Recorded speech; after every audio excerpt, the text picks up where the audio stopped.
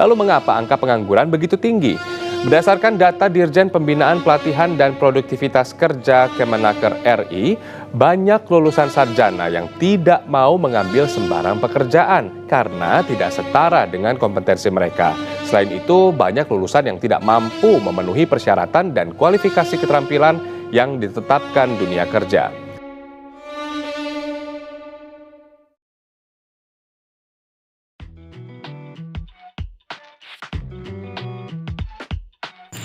Ketenaga kerjaan. Banyak yang berpikir ketika mendengar kata ketenaga kerjaan langsung terbesit di pikirannya itu mengenai pekerja bangunan ataupun ojek pengkolan ataupun sebagai guru dan juga profesi lainnya. Tapi perlu kita ketahui dulu bahwa apa ketenaga kerjaan itu secara definisi dan juga secara perundang-undangan.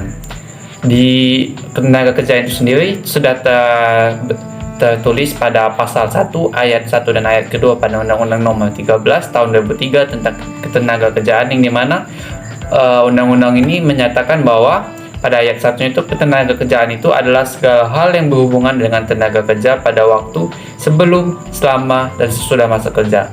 Dan pada ayat kedua itu tenaga kerja adalah setiap orang yang mampu melakukan pekerjaan guna menghasilkan barang dan jasa baik untuk memenuhi kebutuhan sendiri maupun untuk masyarakat. Nah, di sini ketenaga kerjaan itu memiliki beberapa kelompok, di mana kelompok ini mengklasifikasikan jenis-jenis ketenaga kerjaan. Pertama itu ketenaga kerjaan berdasarkan penduduknya. Tenaga kerja itu kan adalah jumlah penduduk yang dianggap dapat bekerja dan sanggup bekerja jika tidak ada permintaan kerja. Nah, di sini menurut Undang-Undang Tenaga Kerja, mereka yang dikelompokkan sebagai tenaga kerja itu mereka yang berusia antara 15 tahun hingga 64 tahun. Pada Undang-Undang Nomor 13 Tahun 2003 yang tergolong sebagai bukan pekerja adalah penduduk yang di luar usia. Seperti contohnya itu di bawah 15 tahun, 64 tahun. Yang itu contohnya itu para pensiunan, lansia atau lanjut usia dan anak-anak. Yang kedua itu tenaga kerjaan berdasarkan angkatan kerja. Hampir sama persis dengan yang pertama tadi. Di sini angkatan kerja adalah penduduk usia produktif yang berusia 15 sampai 64 tahun. Yang sudah mempunyai pekerjaan tetapi sementara tidak bekerja maupun sedang aktif mencari pekerjaan. Nah, di sini bukan angkatan kerja itu adalah yang termasuk berumur 10 tahun ke atas dan yang kegiatannya adalah bersekolah, mengurus rumah tangga dan sebagainya. Contoh kelompok ini adalah anak sekolah dan mahasiswa, para ibu rumah tangga dan orang cacat, dan juga para pengangguran sukarela. Dan yang terakhir itu ketenaga kerjaan berdasarkan segi keahlian atau kualitasnya dan pendidikannya. Tenaga kerja terdidik adalah tenaga kerja yang memiliki suatu keahlian dan kemahiran dalam bidang tertentu dengan cara sekolah ataupun pendidikan formal dan non-formal. Tenaga kerja tenaga kerja yang terlatih adalah tenaga kerja yang memiliki keahlian dalam bidang tertentu dengan melalui pengalaman kerja, contohnya itu pengacara, dokter, guru, dan lain sebagainya. Pengangguran atau tunakarya yang biasa juga disebut sebagai unemployment merupakan istilah untuk orang yang tidak kerja sama sekali, orang yang sedang mencari pekerjaan, bekerja kurang dari 2 hari selama dalam kurun waktu 1 minggu, atau seseorang yang sedang berusaha mendapatkan pekerjaan yang layak. Orang yang bekerja tetapi pekerjaannya tidak produktif pun disebut sebagai pengangguran. Ciri-ciri seseorang pengangguran yang sulit mencari pekerjaan karena yang pertama, persaingan yang ketat, yang kedua, persyaratan yang tinggi atau lokasi yang terbatas. Seseorang butuh pelatihan, pendidikan, atau sertifikasi ulang untuk meningkatkan kualifikasinya.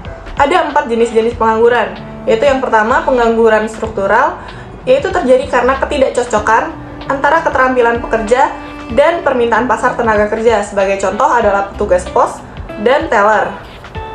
Yang kedua adalah pengangguran friksional, terjadi ketika individu mencari pekerjaan yang baru atau berpindah ke tempat lainnya.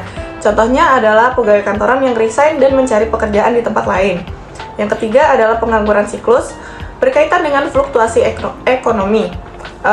Sebagai contoh adalah supir truk yang berhenti dari pekerjaannya karena kenaikan pada BBM. Dan yang keempat adalah pengangguran musiman, yaitu terjadi karena sifat sementara atau musiman. Sebagai contoh adalah pedagang petasan, karena pedagang petasan hanya ada di waktu-waktu tertentu. Halo, aku Intang dan aku bakal jelasin faktor-faktor adanya ketenaga kerjaan dan juga adanya pengangguran. Yang pertama adalah faktor adanya ketenaga kerjaan. Yang pertama, memiliki latar belakang pendidikan. Seseorang berpendidikan memiliki kewajiban untuk bermanfaat bagi diri sendiri, lingkungan sekitar, bahkan negara. Karena dengan memiliki pekerjaan, seseorang tersebut dapat mengembangkan diri sendiri dan juga berkontribusi untuk negaranya. Yang kedua adalah tuntutan kehidupan dan juga lingkungan. Kita perlu bekerja agar mendapatkan gaji untuk memenuhi kebutuhan hidup kita seperti sandang, pangan, dan juga papan. Yang ketiga adalah kesempatan untuk bekerja atau adanya lapangan pekerjaan. Memiliki pekerjaan tentunya adalah hal yang penting untuk kelangsungan diri sendiri maupun orang sekitar. Maka perlu adanya lapangan pekerjaan yang bisa diisi oleh para pekerja. Lalu adalah faktor adanya pengangguran. Yang pertama adalah turunnya output dan pengeluaran total. Menurunnya output dan pengeluaran dapat terjadi ketika kemampuan ekonomi sebuah negara lebih rendah daripada kemampuan yang harusnya dicapai. Hal ini biasa terjadi ketika siklus perekonomian suatu negara menurun dan banyak orang yang terpaksa menganggur karena banyaknya orang yang ingin bekerja, namun lapangan pekerjaan yang tersedia itu terbatas. Yang kedua adalah tidak sebandingnya penawaran dan permintaan pekerja. Ini adalah penyebab paling umum mengapa terjadinya pengangguran, karena penawaran pekerja banyak namun permintaan terhadap pekerjaan itu sendiri rendah sehingga tidak mampu menyesuaikan. Yang ketiga adalah waktu yang dibutuhkan untuk mendapat pekerjaan. Setiap orang itu memiliki kemampuan dan karakteristik yang berbeda. Ini juga yang menyebabkan seseorang memerlukan waktu untuk memiliki pekerjaan atau mendapat pekerjaan. Yang keempat adalah perubahan teknologi. Perubahan teknologi itu selalu mengikuti zaman dan para tenaga kerja ini juga dituntut untuk bisa menyesuaikan kemampuan mereka terhadap perubahan tersebut.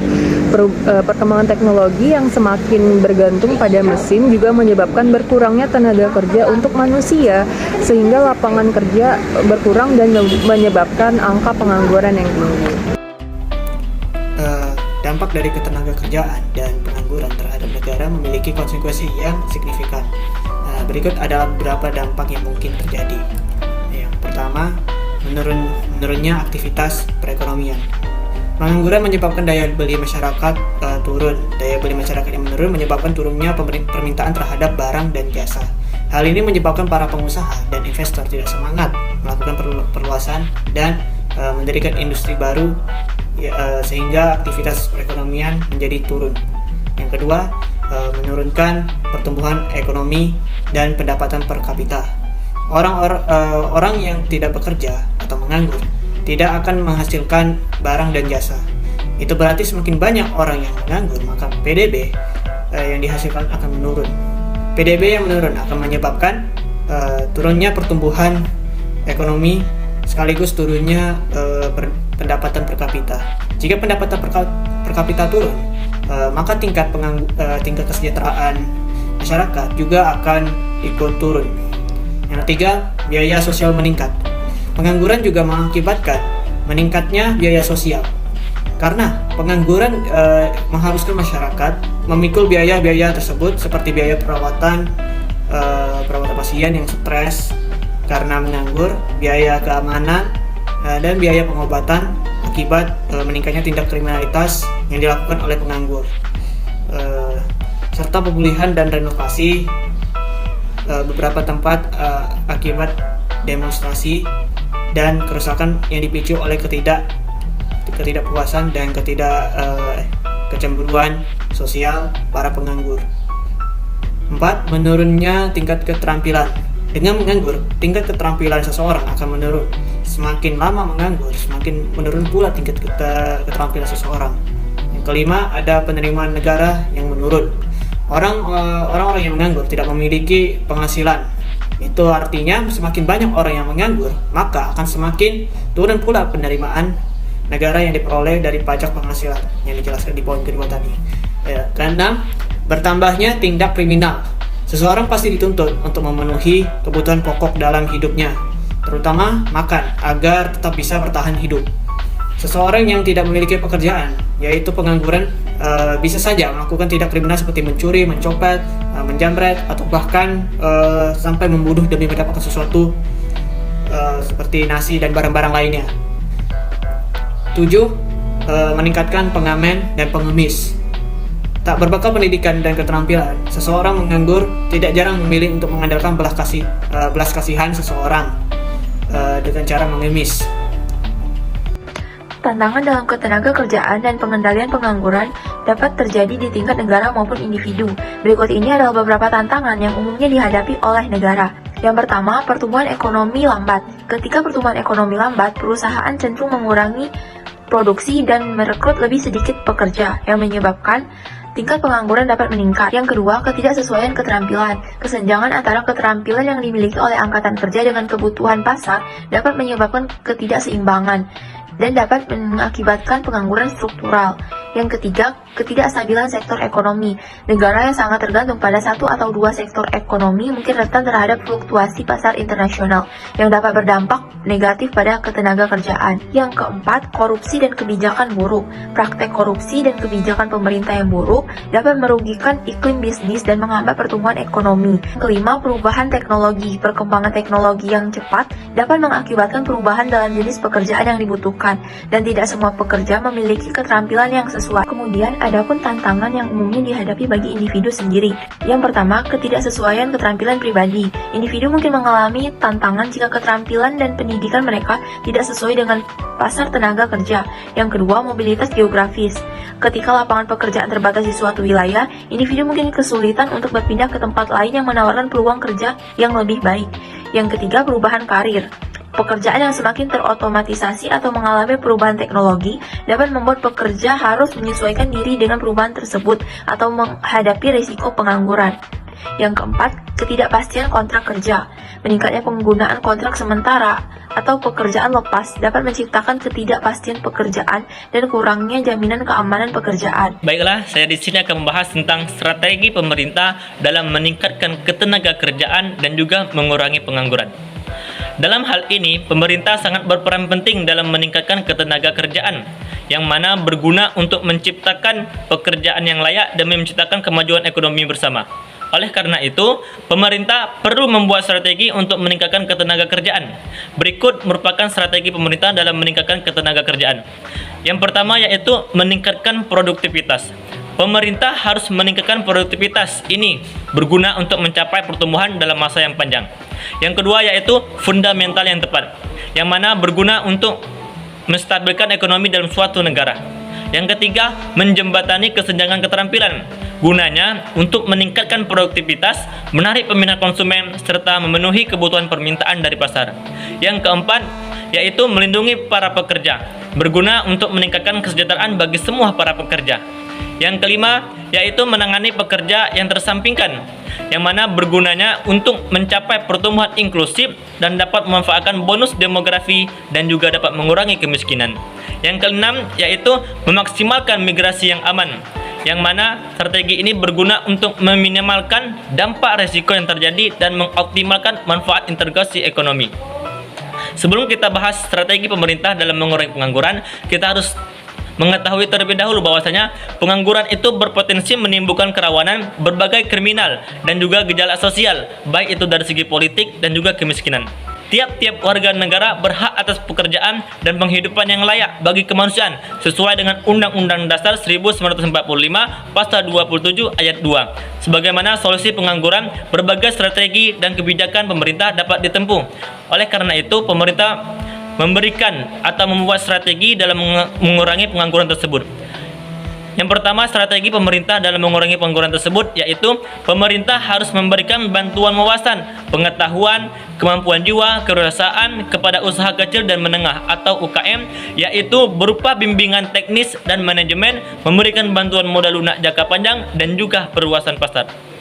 Yang kedua yaitu pemerintah harus segera melakukan pembenahan, pembangunan, dan pengembangan kawasan-kawasan, khususnya daerah-daerah yang tertinggal dan juga daerah yang terpencil, sebagaimana prioritas dengan membangun fasilitas transportasi dan juga komunikasi.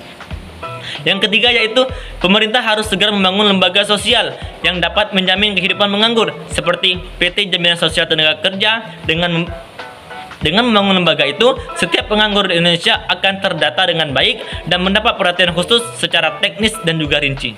Yang keempat yaitu pemerintah harus segera menyederhanakan perizinan dan peningkatan keamanan karena terlalu banyak jenis perizinan yang menghambat investasi baik penanaman modal asing maupun penanaman modal dalam negeri.